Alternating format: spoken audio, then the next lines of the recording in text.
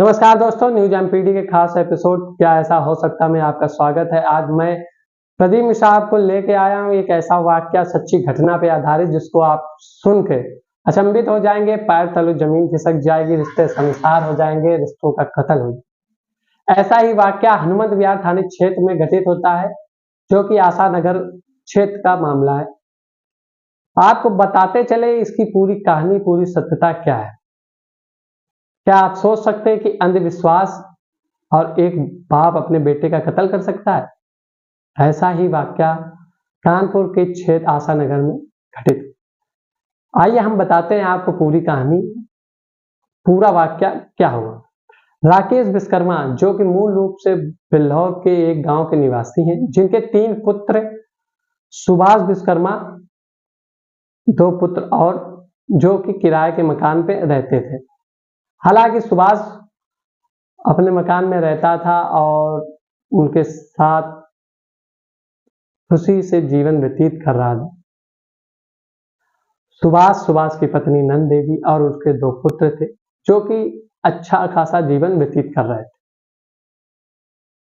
सबके अलग अलग रहने के बावजूद, अपने माँ बाप को अलग रहने के बावजूद, सुभाष के मन में अपने माँ बाप के प्रति प्रेम उमड़ता है और वो उनके साथ रहने लगता है, ताकि अपने माँ बाप को वो अच्छा खिला पिला सके और उनका देखभाल कर सके। लेकिन यहां तो कहानी दूसरी थी जी। एक छोटे से घर को जब बेचने के लिए, क्योंकि उस छोटे से घर में 3 फैमिली रहना इम्पॉसिबल थी, तो उसके पिता उस घर को बेचने के लिए कई बार प्रयास किया, जिसके तहत सुभाष और उनके भाइयों में कई बार विवाद हुआ। बात यहां तक की पहुंच गई कि मैं तुझको जिंदा छोड़ूंगा नहीं, उसके पिता के मुख से निकलता, एक बार नहीं कई बार। ये आरोप उसकी बहू मतलब सुभाष की पत्नी ने लगाए। ये आरोप तब लगाए जब उसने अपने पति को मरणासन अवस्था में देखा। जी हाँ, बीते गुरुवार को राकेश विश्वकर्मा अपने बेटे के साथ, सुभाष विश्वकर्मा के साथ अकेले मकान में थे। बारिश होती है तो सुभाष विश्वकर्मा अपने कमरे में आ जाते हैं, लेकिन जब सुबह होती है तो मरणासन अवस्था में अपने कमरे में पाया जाता है। ये गुत्थी सूझ नहीं रही थी, मोहल्ले में सनसनी मच गई थी कि ऐसा क्या हुआ कि इस तरीके से प्रहार हुआ, इस तरीके से वार हुआ कि हंसता खेलता परिवार एकदम से रातों रात बिखर गया। जी, जब मोहल्ले के लोगों ने राकेश विश्वकर्मा उसके पिता से पूछा कि ऐसा क्या हो गया कि इस तरीके रातों रात घटना हो गई, तो राकेश विश्वकर्मा के मुख से निकलता है, उसके पिता के मुख से निकलता है कि एक शैतान ने आया उसके बेटे का कत्ल कर दिया। सोचिए, अंधविश्वास की हदें पार हो गई। लोगों के मन में ये घुस नहीं रहा था, लोगों को हजम नहीं हो रहा था कि ऐसा कैसे हो सकता है, एक शैतान किसी का कत्ल कैसे कर सकता है। यही गुत्थी हनुमान नगर थाना क्षेत्र, जी हाँ, यही गुत्थी हनुमान नगर थाना क्षेत्र की पुलिस को हजम नहीं हो। जब पूछताछ होती है, सब कुछ होता है, पत्नी की तहरीर पे ये पूछताछ की गई। जब पत्नी को ये सब पता चला कि उसके पति, जो कि मरणासन अवस्था में जो अब रहे नहीं, अचेत हो गई, बेहोश हो गई, उसके पास कोई शब्द नहीं थे, वो बेबस हो गई। उसको न्याय लेने के लिए हनुमान विहार थाना जाना पड़ा, जहां उसने गुहार लगाई और तहरीर दी अपने ससुर और अपने 2 देवरों के खिलाफ। उसमें बताया कि जमीनी विवाद को लेकर कई बार विवाद हुआ, लेकिन यही नहीं, जमीनी विवाद तो था ही था, उसमें उसके बीच में एक और किस्सा निकल के आया कि बीते जो 13 मार्च को राकेश विश्वकर्मा की पत्नी, मतलब कि सुभाष विश्वकर्मा की माता जी की मौत हो जाती है। मौत की वजह कैंसर से पीड़ित थी वो, इसलिए उसकी मौत हुई। लेकिन राकेश विश्वकर्मा मतलब सुभाष विश्वकर्मा के पिता, उनका यह मानना था कि सुभाष विश्वकर्मा और उनकी पत्नी नंद देवी ने उसके खिलाफ कुछ करा दिया था, उसके ऊपर कुछ करा दिया था, ऐसा कुछ तंत्र मंत्र विद्या पढ़ दी थी कि जिससे उसकी मौत हो गई।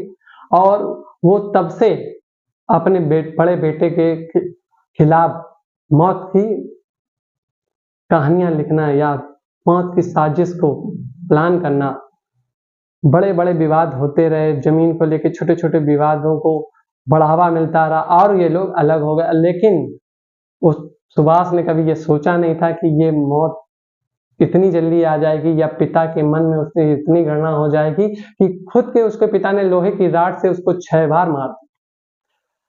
डीसीपी रविंद्र कुमार के सख्त आदेश के बाद जब पुलिस राकेश विश्वकर्मा और उनके 2 भाइयों पे टाइट हुई, सख्त जांच की गई, तब वो लोहे की राड वहां पे मौके वारदात पे पाई गई, जिसमें राकेश विश्वकर्मा मतलब सुभाष के पिता के निशान थे। और गौरतलब है शर्मसार कर दिया, रिश्तों का कत्ल कर दिया। जब ये बात पूरे मोहल्ले में पता चली तो सब अचंभित हो गए, सब बेखौफ हो गए कि इस तरीके का माहौल हो गया। सब एक दूसरों से कथित हो गए कि एक हंसता खेलता परिवार इस तरीके से इसमें बर्बाद हो गया। सोचिए क्या रिश्ते इतने कमजोर हो चुके हैं। हालांकि ये एक घटना थी।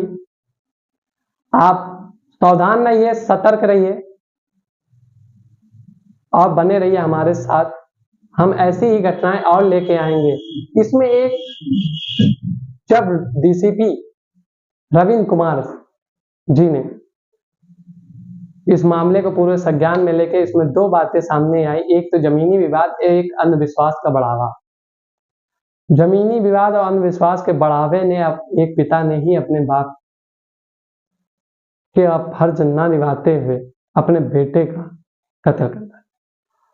कत्ल ऐसा कि 6 बार उसने लोहे की राड से मौत के, और वो भी लोहे की रोड के नाम 6 बार। उसने एक पल भी नहीं सोचा कि ये मेरा बेटा, ये मेरा खून है। और उसको अंधविश्वास के चलते मन में इतनी घृणा थी, मन में इतना तपिश था, मन में इतना क्रोध था कि उसने अपने बेटे का अपने ही सामने अपने ही हाथों से लोहे की राड से कत्ल कर दिया। सावधान रहिए, सतर्क रहिए। हम ऐसी ही सच्ची घटना पे आधारित क्या ऐसा हो सकता में और भी नए एपिसोड आपके सामने लेके आएंगे। इस घटना का जब खुलासा कर दिया तो डीसीपी रविंद्र कुमार ने अपने कार्यालय में प्रेस बाइट दी। उनकी जवानी सुनिए इस पूरे घटनाक्रम का खुलासा डीसीपी रविंद्र कुमार जी।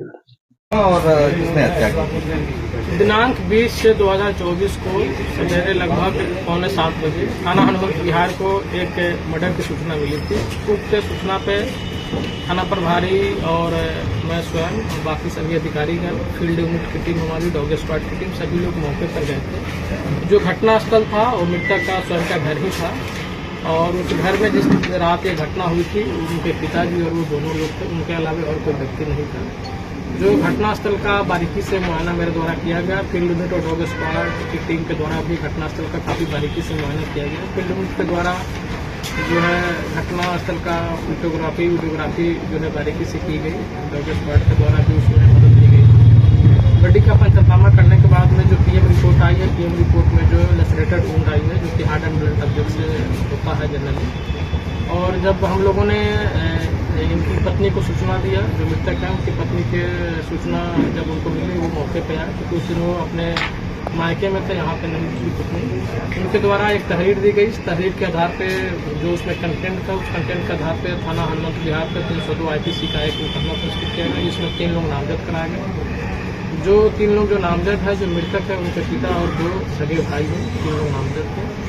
जब हमारे पास फील्ड यूनिट की टीम और जो फोरेंसिक टीम की यूनिट के द्वारा जो मौका मुआयना किया गया था और जो चीज़ें वहाँ पे देखी गई, जो पीएम रिपोर्ट आई और जो टेक्निकल चीज़ें हमारे पास जो सर्विलांस के माध्यम से सीधे माध्यम से जुड़ाई, उसके आधार पर जब हमने इनसे पूछताछ करी तो इनके द्वारा जो एक्यूज है इसमें राकेश विश्वकर्मा जो मृतक के पिता है, घटना को कबूल किया गया। इनके द्वारा ही घटना को फाइल की गई है। ये उस रात्रि को ये छत पे सो रहे थे, जब बारिश हुई तो ये दोनों पिता पुत्र अंदर आ गए अपने घर में। ये बाहर सो रहे थे और जो इनका पुत्र था घर के अंदर सो रहा था। ये जो लकड़ी का फंटा है, इस फंटे से जो है अपने सोए हुए पुत्र के ऊपर जो है 4-5 बार लगातार वार किया, जिससे वो उनकी मृत्यु जो है तत्काल जो है घटनास्थल पर ही खारिज हो गई। खून के छींटे जो आसपास में पाए गए थे, इस डंडे पे भी खून के छींटे पाए गए, तो उसको भी हमारी जो टेक्निकल फील्ड टीम है उसके द्वारा वहाँ से इसको बरामद किया गया। और इन्होंने जो उस रात को जो बनियान पहना था वहाँ पे भी ब्लड स्टैंड पाए गए, उसकी भी पुष्टि हुई है। और जहाँ पे इन्होंने धोया था किचन में वहाँ पे भी ब्लड स्टैंड पाया गया। इस तरीके से टेक्निकल एविडेंस हमने कलेक्ट कर लिया है। इसी जो आला कत्ल है, यही जो आप जो डंडा देख रहे हैं आला कत्ल है। इनके द्वारा ये बताया गया कि कुछ पहले जो प्रॉपर्टी है उसको लेकर विवाद था और इनको ऐसा लग रहा था कि इनकी पत्नी की मृत्यु जो है मार्च 2024 में हुई है और इनकी पत्नी की मृत्यु में जो है कुछ इनको ऐसा लग रहा था कि किसी जादू टोना करके इनकी बहू के द्वारा इनकी पत्नी को मार देगी। इस बात को एक खुलस रखते थे और कई दिनों से इस फिराक में थे, योजना बना रहे थे इनको मारने का, लेकिन इन्हें समय नहीं मिल पा रहा था। निश्चित उस दिन वो दोनों लोग अकेले थे, इनकी पत्नी और इनके जो बच्चे थे वो अपने मायके चले गए थे। उस दिन इन्होंने इस मौके को फायदा उठाकर अपने बच्चे की हत्या कर दी। इसमें दो जो नामजद अन्य अभियुक्त है जो इनके सगे भाई है, अभी तक जो हमारी जांच है उसमें उनका कोई विशेष रूप प्रकाश में नहीं आया है। अभी भी देखना हमारी जारी है। अगर during investigation, during course of investigation अगर ऐसी कोई चीज़ें आती हैं उसके आधार पर हम इसका आगे बढ़ेंगे।